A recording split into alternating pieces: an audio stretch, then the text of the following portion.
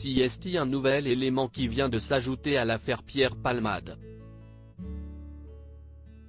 On en sait désormais plus sur sa garde à vue pour homicide et blessure involontaire d'une durée de 48 heures pour laquelle le corps médical a donné son feu vert. Selon nos informations, l'artiste qui a provoqué un accident grave le 10 février 2023 a été exfiltré par les sous-sols de l'hôpital du Kremlin-Bicêtre, Val-de-Marne, à l'abri des regards et transporté dans celui de Melun. Celui-ci était très proche du palais de justice de la ville.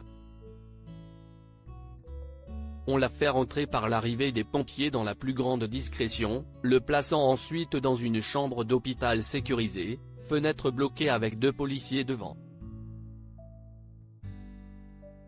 À l'issue de la garde à vue, les enquêteurs vont rendre compte au procureur des éléments en leur possession pour voir quelle sera la prochaine étape et s'il y aura l'ouverture d'une information judiciaire, expliquent les experts sur BFM TV.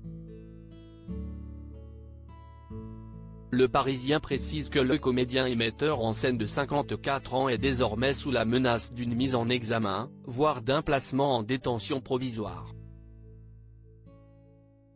Pour l'heure, seule son avocate Céline Lazec peut pénétrer dans sa chambre sécurisée. Le quotidien ajoute que les questions sur le réseau qui le fournit en cocaïne et autres stupéfiants ne viendront que dans un second temps, dans le cadre d'une enquête parallèle dirigée par la gendarmerie. Quant aux 2 autres passagers du véhicule de Pierre Palmade au moment des faits, ils ont été placés en garde à vue.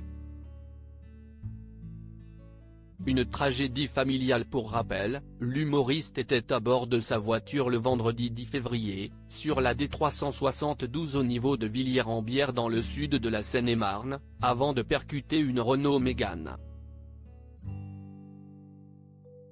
Il fut alors immédiatement transporté à l'hôpital du Kremlin-Bicêtre, son pronostic vital étant engagé.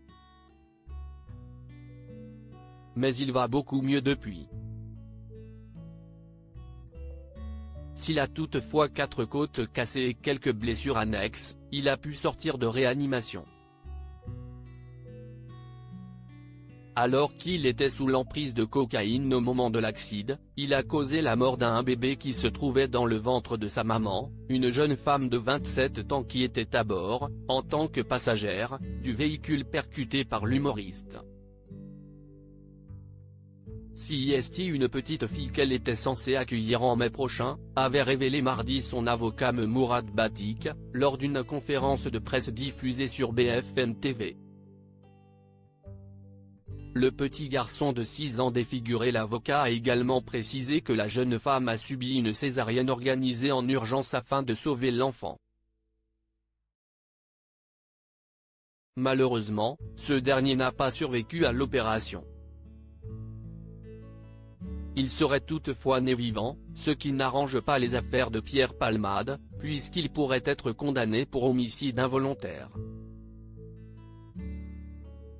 À bord de cette voiture se trouvait également un homme de 38 ans. CIST, lui qui conduisait le véhicule. Il est actuellement, après avoir subi cette opération, toujours en réanimation, tout comme son fils de 6 ans, qui était assis à l'arrière. Ce dernier est défiguré.